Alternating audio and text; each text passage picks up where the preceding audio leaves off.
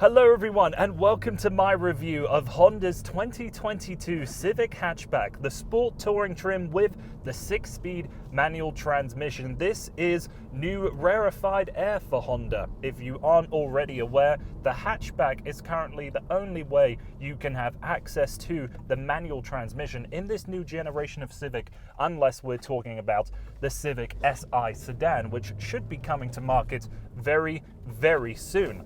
Now, the version that I'm in is obviously the top trim version of this Civic, and I have already reviewed the Civic sedan with a CVT in the exact same specifications. So this review will be fairly quick in the way that there aren't too many differences to discuss. Of course, you have a lot more practicality and versatility if you ever need to be carrying anything more than just the regular shopping trip. Larger items, taller items, more awkwardly shaped ones, go for the hatchback, of course. Or if you really enjoy rowing your own gears, this manual transmission will be a critical element to the purchasing decisions that you would make if you're going out to shop for a new Civic.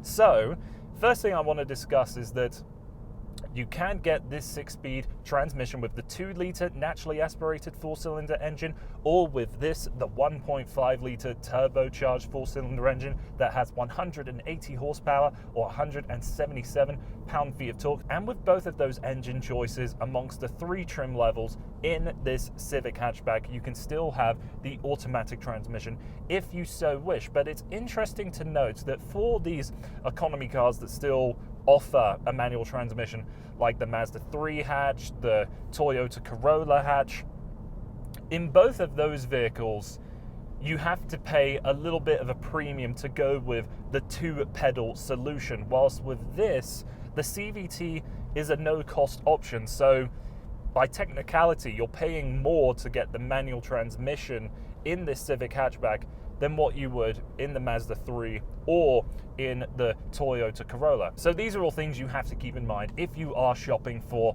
a manual hatchback sedan, anything like that, in this sort of a price range. And I have to say that this manual transmission is excellent. It snaps into gears with great elasticity, like a thick, strong rubber band, slick going into each and every gear, and everything that you do with this transmission just feels great. You've got hill start assist, automatic stop start if you coast into neutral and come to a stop in neutral. I like that feature. And it's just easy. The clutch is super light and springy, and it's the kind of powertrain combination that if you were going at, let's say, in-town cruising speed, so here I'm going at about 30 kilometers an hour, just putting my foot down, I'm racing up that red line, and that turbocharged torque is very, very accessible. The peak happens between 1700 and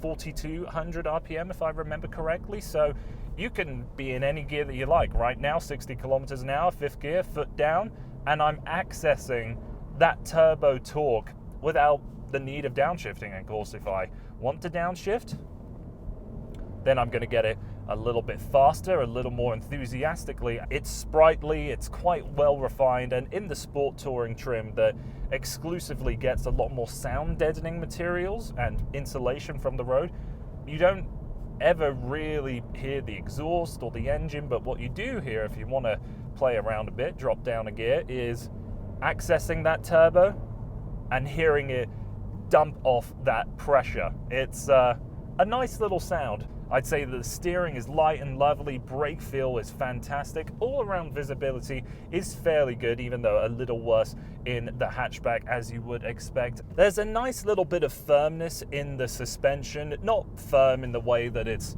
harsh and nowhere close to a Mazda's ride quality in terms of that connection to the road, but I think it's going to be appreciated to anybody that wants to get behind the wheel and wants to drive. They want that feeling that the road is being transmitted into the cabin. Again, not in a way that's harsh or crude, but just developing another level of understanding of the road onto which you're driving down. And with this new hatchback, you can see that it has that long sloping line, just like the predecessor did for a roofline. And I kind of prefer my hatchbacks to have that shorter rake at the back. I like having them more wagon-ish style, but I'm sure what was done here was all a matter of saving money, so you didn't have to build different door profiles and all that kind of a thing compared to the sedan. Now, a couple of good features with the hatch, as I will show you here. You see that you've got two security dividers, one that we've seen in the previous car that just slides across, and then another one that's kind of built into the lift back itself. For the heated rear seats here in the hatchback, I will say that they are a slight bit tighter than what I remember from the sedan, but still, if I had to be forced to sit behind myself, I'm 6'4", this is a compact sedan, I really couldn't be asking for much more in this class. The cabin actually has one critical difference, I will note, for the manual transmission, and that's the arrangement of the cup holders here. You can see that the stick shift itself is quite highly elevated over the cup holders, so you can row gears without ever worrying about interrupting a normal sized bottle or coffee cup when you're moving your arm and hand about. A very intelligent, very simple detail that means that when you have a bottle this sort of size, it's never interrupting your flow. So criticisms with the hatchback? Well, it still has a lot of the piano black plastic in the interior, much like the Civic sedan, and that's something I am not a fan of. And it is a little surprising to me how big of a gap there is between the hatchback and the sedan in terms of pricing. Yes, you will typically expect to see the hatchback cost more, but I don't think I have seen that big of a difference in other manufacturers. And outside of that, I have no other issues. I really think this Civic with the manual transmission is a simply brilliant vehicle. It's not overly complicated, it's not breaking the rules in any way, and I don't think it's trying to pursue the premium space of the market like something that the Mazda 3 would be, but the build quality is amazing, the sound insulation is really impressive, and it makes me think if BMW were to ever release a front-wheel drive manual transmission vehicle in North America, it would feel a lot like this one. So at the end of the day, I think this vehicle is a major success for the Civic brand and for people that just want simple, honest transportation with true enthusiasm built in. So thank you very much for watching this short review here on the hatchback. If you want more information on this vehicle, then check out my review of the Civic sedan. Thanks again for watching.